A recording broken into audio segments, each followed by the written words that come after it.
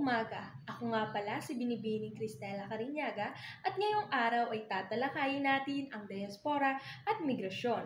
At kasama na rin sa ating tatalakayin ngayon ay ang pelikula hinggil sa isyung panlipunan. Handa na ba kayong makinig at matuto? Tara, simulan na natin! Ano nga ba ang diaspora? Ang diaspora ay kapag ang mga tao mula sa ibang bansa o lugar ay nagkakahiwa-hiwalay at naninirahan sa ibang bansa. Maaaring dahil sa trabaho, kahirapan o paghahanap ng mas magandang buhay. Dadako na tayo sa migrasyon. Ano nga ba ang migrasyon? Ang migrasyon ay tumutukoy sa paglipat ng mga tao mula sa isang lugar patungo sa ibang lugar upang manirahan o magtrabaho, pansamantalaman o pangmatagalan. Ngayon naman ay dadako na tayo sa mga pelikula hinggil sa isyong panlipunan. Unahin na natin ang pelikula hinggil sa isyong pangkasarian.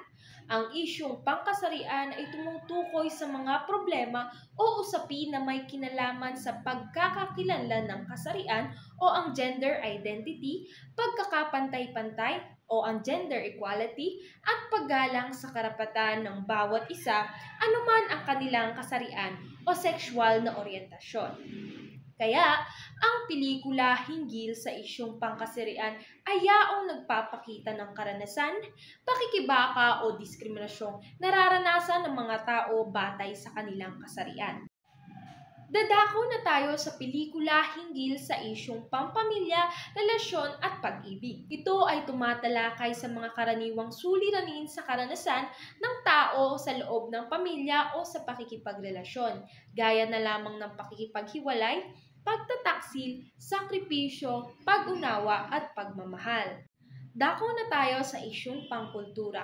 Ito ay tumutukoy sa mga suliranin, pagbabago o usapin na may kaugnayan sa kultura ng isang lipunan. Kabilang dito ang kaugalian, tradisyon, wika, sining, paniniwala at paraan ng pamumuhay ng mga tao.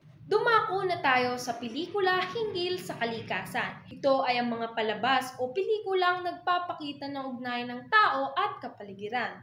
At tumatalakay ito sa mga issue tungkol sa polusyon, pagkasira ng kalikasan, pagbabago ng klima, kalamidad at pangangalaga ng likas na yaman. Ngayon ay dadako na tayo sa pelikulang hinggil sa teknolohiya at modernisasyon.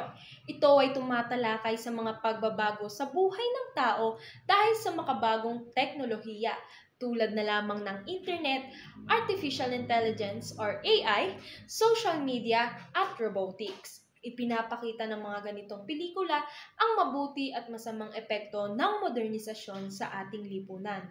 Dumako na tayo sa panghuli ang pelikula hinggil sa ekonomiya, politika at kasaysayan. Ito ay tumatalakay sa mga pangyayaring may kinalaman sa pamahalaan, lipunan, kabuhayan at mga makasaysayang pangyayari na nakaapekto sa bansa o sa mamamayan. Layunin ng mga ganitong pelikula na gisingin ang kaalaman ng mga tao sa mga isyong panlipunan, pagpapahalagang makabayan at aral mula sa nakaraan. At hanggang doon na lamang ang aking pagtatalakay. Nawa ay may natutunan kayo sa aking tinalakay ngayong araw. Maraming salamat at paalam!